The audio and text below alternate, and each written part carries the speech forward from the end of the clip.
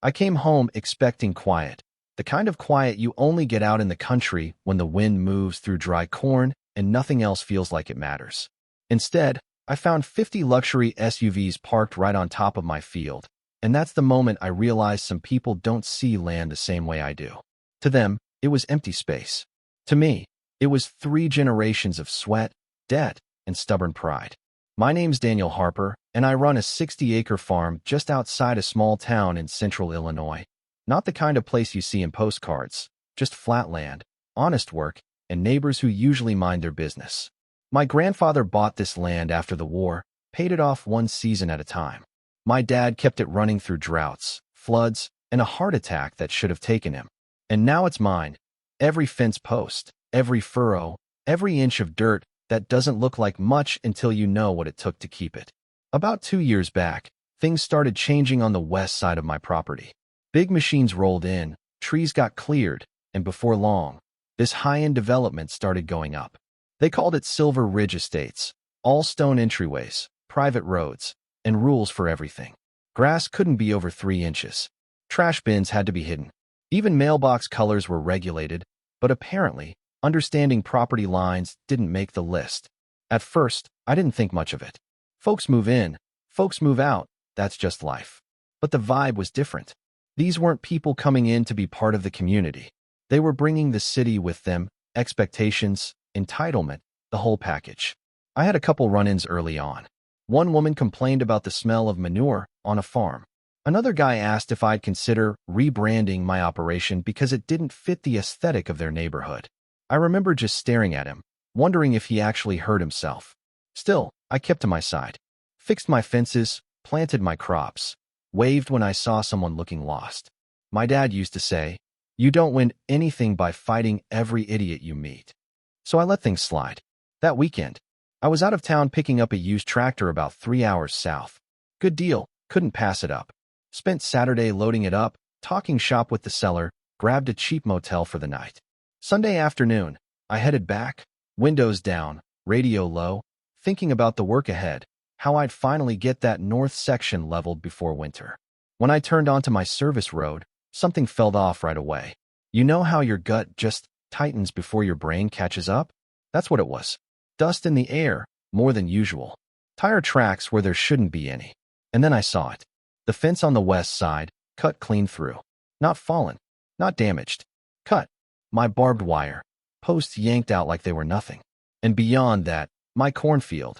The section I'd left dormant for rotation. Half an acre of it covered in crushed gravel. Gravel? Who the hell puts gravel on someone else's field? I pulled up closer, heart pounding, but my head weirdly calm, like it was trying to protect me from getting too angry too fast. And then I saw the cars. Dozens of them. Range Rovers, Escalades, Teslas, lined up like they were at some kind of outdoor mall. People walking around in fall sweaters, kids holding caramel apples, someone setting up a pumpkin display like this was a damn postcard. On my land. For a second, I honestly thought maybe I'd lost my mind. Like maybe I'd crossed a boundary without realizing it. But no, I knew exactly where my line was. I'd walked it 100 times with my dad growing up. I stepped out of the truck, boots hitting gravel that shouldn't exist, and just stood there, taking it in. Laughter, music, the smell of cider drifting through the air like this was all perfectly normal. That's when I saw him. Tall guy, probably mid-40s, wearing a neon vest, holding a clipboard like he was running airport traffic. He was directing cars into what used to be my field, waving them in like he owned the place. I walked straight up to him. "Hey," I said, keeping my voice level. "You mind telling me what's going on here?" He barely looked at me at first, just pointed another SUV into a spot, and then finally turned, gave me this quick once-over, like he was trying to figure out if I mattered. "We're managing overflow parking," he said. "Festivals over in the main green. This area was available." Available. I let that sit for a second. "This is private property." He gave a little half-smile, the kind people use when they think you're being difficult on purpose. "Look, man, we checked. It's just unused land. We'll be out of here by tonight." Unused land. I felt something shift in my chest right then, not an explosion, not rage, just a slow, heavy drop. Like realizing you're talking to someone who genuinely doesn't see you. "That unused land feeds my family," I said quietly. He sighed. like I was the inconvenience. "Don't make this a thing," he said. "We're trying to run a community event here." I looked past him at the gravel, the cars, the footprints pressed into soil that took months to prepare, and I nodded. Not because I agreed, because I was done talking. "All right," I said. "You have your event." And then I turned around, walked back to my truck, and drove straight toward the barn. I didn't slam the door, didn't yell, didn't call anyone. I just started thinking. Because if they believed my land was nothing, then they were about to learn exactly what it meant to be stuck on it. By the time I pulled into the barn, the noise from the festival was already fading behind me. Not because it stopped, but because my focus had shifted somewhere else entirely. I wasn't thinking about what they did anymore. I was thinking about what I was going to do next, and more importantly, what I wasn't going to do. I wasn't going to yell, wasn't going to beg, and sure as hell wasn't going to let it slide like it was some harmless misunderstanding, because it wasn't. That fence didn't cut itself, and gravel doesn't magically appear on farmland unless someone decides your property doesn't matter. I shut off the truck, sat there for a second, hands still on the wheel, and I could hear my dad's voice in the back of my mind, calm as ever, saying, "You don't fix disrespect with more noise. You fix it with something they understand." Back then, I never really knew what he meant. That day, I did. I climbed down, walked over to the loader, and ran my hand along the side of it. Old machine, a little beat up, but reliable. Kinda like everything else on this farm. Then I looked over at the flatbed trailer parked nearby, stacked with round hay bales I'd prepped for winter. Each one weighed close to 1,500 pounds, solid, dense, and not something you just casually move out of the way. And that's when the idea settled in, simple, clean, and honestly, a little satisfying. I fired up the loader, the engine coughing to life before settling into that steady rumble I've known since I was a kid. Hooked up the trailer, checked the hydraulics. No rush, no panic. Just methodical. The way you handle anything that matters. As I drove back toward the west field, the sound of the festival got louder again. Laughter, music, someone on a microphone announcing a pie contest. It almost felt surreal, like two completely different worlds colliding on the same piece of land. When I got close, I slowed down, kept my distance, didn't want to draw attention yet. People were too busy with their cider tastings and pumpkin judging to notice me anyway. To them, I was just background, part of the scenery they didn't bother to understand. Perfect. I circled around the far edge of the field, staying out of direct sight, and made my way toward the opening where they'd cut through my fence. That was their entry point, and more importantly, their only real exit. I stopped there for a moment, engine idling, dust drifting around me, and I just looked at it. The clean-cut wire. The posts shoved aside. The gravel packed down into soil that used to breathe. Then I got to work. One bale at a time. I lifted them off the trailer, careful, steady, and set them down right across that opening. First one, then another, then another. Each one thudding into place like punctuation marks at the end of a sentence they hadn't realized they were writing. I stacked them too high. Not sloppy, not rushed. Tight, deliberate. I wasn't building a suggestion. I was building a wall. A couple people started noticing halfway through. I saw a woman pause mid-conversation, squinting in my direction. A guy holding a funnel cake pointed, said something to his buddy. But no one came over. No one stopped me. Because no one thought I would. That's the thing about people who are used to getting their way. They don't see consequences until they're already in them. When I placed the last bale, I cut the engine and sat there for a second, looking at what I'd built. It wasn't fancy, just hay. But it was solid. Heavy. Final. Then I turned the loader around and drove back toward the barn like nothing had happened. The festival kept going. Music played. Kids laughed. Someone cheered over a pie contest like it was the highlight of their year. And for a while, everything looked normal again. Until it wasn't. It started about an hour later, just as the sun was beginning to dip low, casting that orange glow across the field. I was leaning against the fence on the east side, arms crossed, watching from a distance, when I saw the first line of cars forming. Engine starting. People heading out. That slow, familiar end-of-event shuffle. And then it stopped. The first SUV reached the exit and didn't move. From where I stood, I couldn't hear what was being said, but I didn't need to. I saw the brake lights stack up, one after another, a chain reaction of confusion. A few drivers got out of their cars, walked forward, stopped. Then more doors opened. More people stepping out, craning their necks, trying to see what was going on. And then it hit them. The wall. Even from a distance, I could feel the shift, that moment when inconvenience turns into realization. Voices got louder. Movements sharper. Hands started going up in the air, pointing, gesturing. It didn't take long. I saw him again, the guy with the vest. This time, he wasn't directing traffic. He was pushing through it, fast, shoulders tense, face already flushed like he knew exactly what he was about to find. Bradley Knox, that was his name. I'd heard it once or twice around town. Real estate developer, head of their HOA, the kind of guy who probably hadn't been told no in a long time. He reached the front, saw the Bales, and just froze for a second. Then he turned, and even from across the field, his eyes locked onto me. I didn't move, didn't wave, didn't smile, just stood there. He started walking, fast at first, then faster, until it was almost a jog. By the time he reached me, he was out of breath, anger spilling out before he even stopped. "What the hell is this?" he snapped, pointing back toward the field. "You think this is funny?" I tilted my head slightly. "You said you'd be gone by tonight." "That's not the point and you know it," he shot back. "You can't block people in like that. That's illegal." "Is it?" I asked, calm as ever. "Because from where I'm standing, those cars are sitting on private agricultural land without permission." He let out this sharp, disbelieving laugh. "Oh, come on, don't do this. We're talking about a few hours, a community event. You're seriously going to escalate this?" I took a step closer, not aggressive, just enough to make sure he heard me clearly. "You cut my fence," I said. "You dumped gravel on my field. And then you filled it with 50 cars like it belonged to you." He opened his mouth, but I didn't give him time. "And now," I continued, "you want to talk about what's legal?" That's when the tone shifted. Not just for him, for everyone watching. Because suddenly, this wasn't a misunderstanding anymore. It was a problem.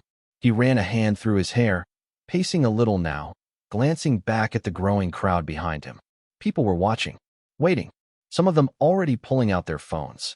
"All right," he said finally, forcing a tight smile. "Let's just be reasonable here. Move the Bales, we'll clear out, and we'll figure something out later." I shook my head slowly. No, that word hit harder than anything else I'd said. His jaw tightened. "You're making a mistake." "Maybe," I said, "but it's my mistake to make. On my land." For a moment, neither of us spoke. The sun dipped a little lower, and behind him, 50 very expensive vehicles sat completely stuck, their owners realizing one by one they weren't leaving anytime soon. For a few seconds, it was just the two of us standing there, the noise behind him rising, the sun dropping lower, and that thin line between control and chaos starting to crack. Bradley Knox wasn't used to being in this position. You could see it in the way his shoulders stiffened, in the way he kept glancing back at those cars like they might somehow solve the problem on their own. "They've got families," he said finally, like that was supposed to land differently. "People need to get home." I nodded once slow. "So do I. And I'd like to come home to a fence that's still standing." That one hit. Not loud, but it stuck. He exhaled through his nose, frustration building now, the kind that comes when charm stops working and control starts slipping. "You're blowing this out of proportion." I almost smiled at that, not because it was funny, but because it was predictable. "No," I said, looking him dead in the eye. "You just misjudged who you were dealing with." Behind him, the tension was spreading. People weren't chatting anymore. They were pacing, arguing, calling someone who probably couldn't help. A woman in a long coat was pointing at the hay bales like they personally offended her. A guy in a suit kicked at the gravel, like maybe anger would move it. It didn't. A few minutes passed like that, thick, uncomfortable. Then Bradley pulled out his phone, stepped aside, and made the call I figured was coming. "Sheriff's office." Now, I won't pretend that didn't cross my mind earlier. It did, but I also knew something else. I hadn't broken anything that wasn't already broken. I didn't touch their cars, didn't threaten anyone. I just used what I had, on land that was mine. So I waited. About 20 minutes later, a cruiser rolled up slow along the service road, dust trailing behind it like a quiet warning. Out stepped Deputy Harris. Mid-50s, been in this county longer than most people have lived here. He knew my dad, knew this land. The kind of guy who doesn't rush judgment, but doesn't miss much either. He took one look at the scene, the cars, the people, the Bales, then walked over to the fence line first. Didn't say a word, just looked, bent down, picked up a piece of cut wire, nudged one of the displaced posts with his boot. Then he walked a few steps into the field, crouched, ran his hand over the gravel pressed into the soil. Only then did he come over to us. "What's going on, Dan?" he asked, calm as ever. I gestured lightly toward the west side. "Came home to find my fence cut, my field covered in gravel, and about 50 cars parked on it." He nodded once, then turned to Bradley. "Is that about right?" Bradley stepped forward, already halfway into his argument. "We're hosting a private community event, and this man has blocked the only exit. People are being detained against their will. This is completely unacceptable." Deputy Harris looked at him for a long second, not annoyed, not impressed, just measuring. "Did you have permission to use this land?" he asked. Bradley hesitated, just for a second. "We were under the impression." "That's a no." The deputy cut in, not raising his voice. Silence. He shifted his weight, hands resting on his belt. "Fence didn't cut itself either. No one here authorized that," Bradley said quickly. "It must have been a misunderstanding during setup." Harris replied, like he'd heard that kind of answer 100 times before. "And the gravel?" Another pause. Now the air felt different. Because this wasn't about arguing anymore. This was about facts. Harris glanced back toward the field, then at the line of cars, then finally at the wall of hay. "Well," he said, almost to himself, "that's a situation." Bradley stepped in again, voice tighter now. "So you're going to have him move those, right? He can't just trap people here." Harris looked at me, then back at him. And for the first time, there was a hint of something in his expression. Not quite a smile, but close. "Bradley," he said, "you've got vehicles parked on private agricultural land without permission. From where I stand, that's trespassing." Bradley blinked. "Excuse me. And if those vehicles can't leave," Harris continued, "that doesn't automatically make it unlawful detention. Especially when the property owner didn't bring them here in the first place." You could feel it, that shift. Subtle, but absolute. Bradley's confidence cracked right down the middle. "That's ridiculous," he snapped. "So you're just going to let him do this?" Harris shrugged slightly. "I'm saying this is a civil matter. You want those cars out, you'll need to come to an agreement with him." And just like that, the ground changed. The deputy tipped his hat at me, gave one last look around, then headed back to his cruiser like his part in this was done. Because it was. What happened next, that was on us. The sun was almost gone now, sky fading into that deep blue that comes right before the temperature drops. You could see people starting to realize this wasn't getting fixed quickly. Jackets coming out. Voices getting sharper.